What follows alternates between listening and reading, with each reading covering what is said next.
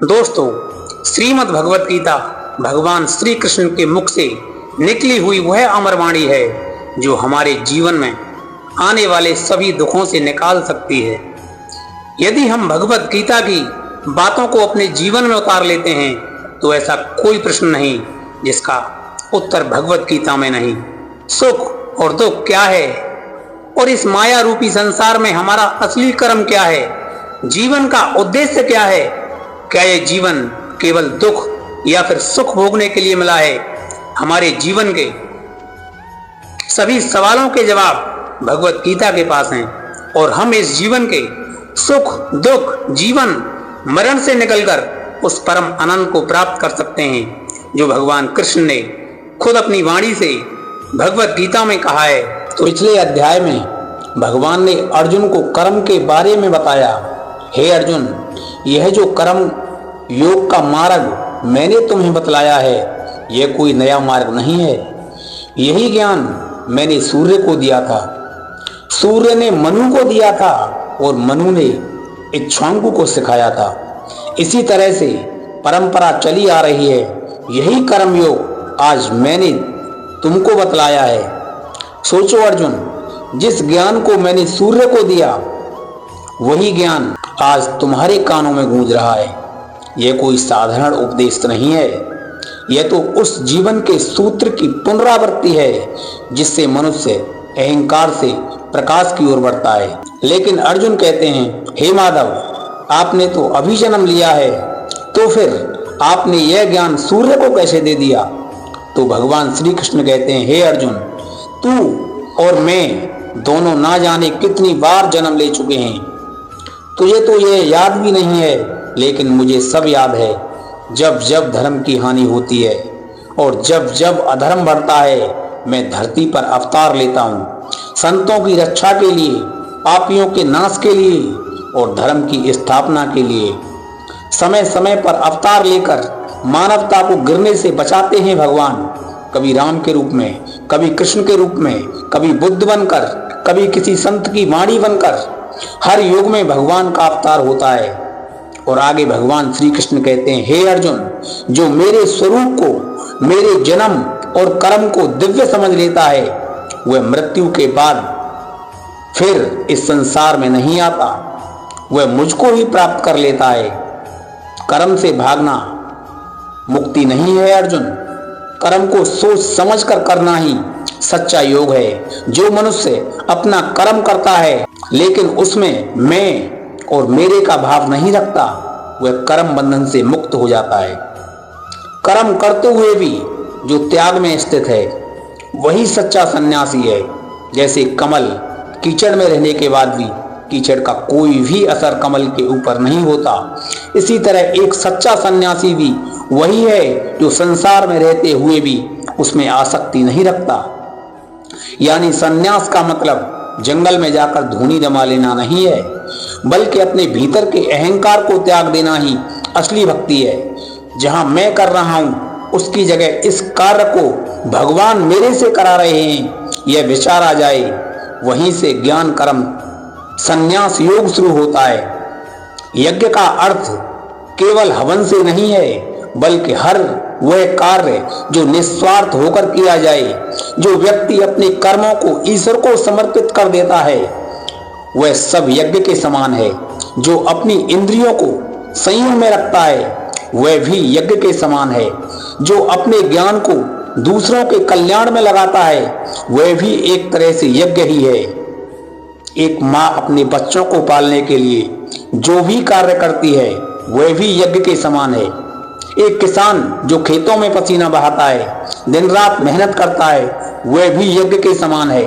एक शिक्षक जो अपने ज्ञान से किसी के भविष्य का निर्माण करता है वह भी यज्ञ के समान है।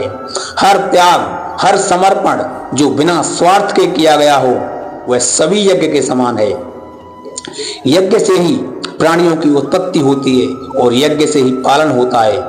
यानी अगर तुम बिना स्वार्थ के कर्म करोगे तो ब्रह्मांड तुम्हें वैसा ही फल देता है जिसके तुम योग्य हो। जो लोग बिना यज्ञ के भोग करते हैं वह चोर के समान है।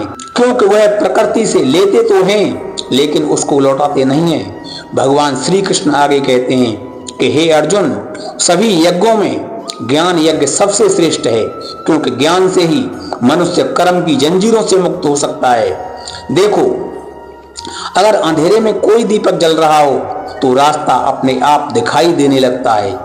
उसी तरह ज्ञान वह दीपक है जो व्यक्ति यह समझ लेता है कि मैं करता नहीं, सब कुछ उस परम पिता परमात्मा की प्रेरणा से हो रहा है, वह इस जन्म और मृत्यु के जंजाल से मुक्त हो जाता है। जैसे आग लकड़ी को भस्म कर देती है, वैसे ही ज्ञान सभी बुरे कर्मों को जलाकर राख कर देता है। जब समझ का प्रकाश भीतर जागृत होता है तो पाप और पुण्य दोनों का बंधन मिट जाता है। यानी सच्चा ज्ञानी वह नहीं जो सिर्फ पढ़ा लिखा है, बल्कि वह है जिसने खुद को जान लिया है कि मैं शरीर नहीं हूँ, मैं आत्मा हूँ जो शाश्वत है, अजर अमर अविनाशी है। ज्ञान से जीवन में दृष्टि बदल जाती है। फिर वही काम बोझ नहीं लगता बल्कि पूजा के समान लगता है। वही संसार जो पहले दुख में लगता था अब वह एक अवसर में बदल जाता है। ज्ञान को प्राप्त करने के लिए विनम्रता, श्रद्धा और सेवा की भावना रखनी पड़ती है। श्रद्धा के बिना जीवन में ज्ञान नहीं टिक पाता, क्योंकि श्रद्धा उस पुल के समान है जो अज्ञान से ज्ञान तक पहुंचाती है। जो व्यक्ति संदेह करता है वह ना तो इस लोक में सुख पाता है और ना ही परलोक में। इसीलिए भगवान श्री कृष्ण कहते हैं कि हे अर्जुन, श्रद्धावान व्यक्ति ही ज्ञान को प्राप्त कर सकता है, और जब वह ज्ञान को पा लेता है तो शीघ्र ही परम शांति को प्राप्त कर लेता है। इसीलिए हे अर्जुन, तेरे भीतर जो संदेह उठ रहा है वह तेरा सबसे बड़ा शत्रु है। उसे अपने विवेक की तलवार से काट दे। कर्म कर लेकिन कर्म में डूबना मत, त्याग कर लेकिन त्याग का अहंकार मत करना, ज्ञान प्राप्त कर लेकिन ज्ञान का दिखावा मत करना। यही है ज्ञान कर्म संन्यास योग का सार। कर्म करते हुए भी भीतर से मुक्त रहो। जो हुआ वह अच्छा हुआ, जो हो रहा है वह भी अच्छा हो रहा है, और जो होगा वह भी अच्छा होगा। यही समझ, यही संतुलन मनुष्य को योगी बनाता है। और जब मनुष्य योगी बन जाता है तो उसे किसी चीज से डर नहीं लगता, ना ही भविष्य से और ना ही परिणाम से। इसीलिए उठो अर्जुन, संशय का यह अंधकार मिटाओ और इस आत्मा रूपी मंदिर में ज्ञान का दीपक जला दो और हमेशा कर्म के पथ पर चलो। यही तुम्हारा धर्म है। दोस्तों, भगवान हमको भगाने के लिए नहीं बल्कि जगाने के लिए कहते हैं। अपने इस जीवन से, अपनी जिम्मेदारियों से और अपने अंदर की अज्ञानता से लड़ो। जब कर्म ज्ञान के साथ जुड़ता है तो जीवन तपस्या बन जाता है। जब ज्ञान विनम्रता के साथ जुड़ता है तो मनुष्य ईश्वर के निकट पहुंच जाता है। और जब अर्जुन की तरह तुम भी अपने संदेहों की तलवार गिराकर कर्म के मैदान में उतरते हो, तभी गीता तुम्हारे जीवन में उतरती है। और याद रखो, भगवान ने कभी यह नहीं कहा कि कर्म को छोड़ दो, बल्कि उन्होंने कहा है कि कर्म करो लेकिन उसमें खुद को मत जोड़ो। यही है असली ज्ञान, कर्म संन्यास योग, जिसे अगर जान लिया तो लोक और परलोक दोनों सुधर जाएंगे। दोस्तों, यहीं पर हमारा चौथा अध्याय समाप्त होता है। अगले अध्याय में आपसे फिर मुलाकात होगी एक सुंदर बोल के साथ, जो आपके जीवन को सुंदर बना दे, जो आपके जीवन में कुछ नया करने की उमंग पैदा कर दे। सभी श्रोताओं का बहुत बहुत धन्यवाद। आपका जीवन मंगलमय हो। राधे राधे सभी को।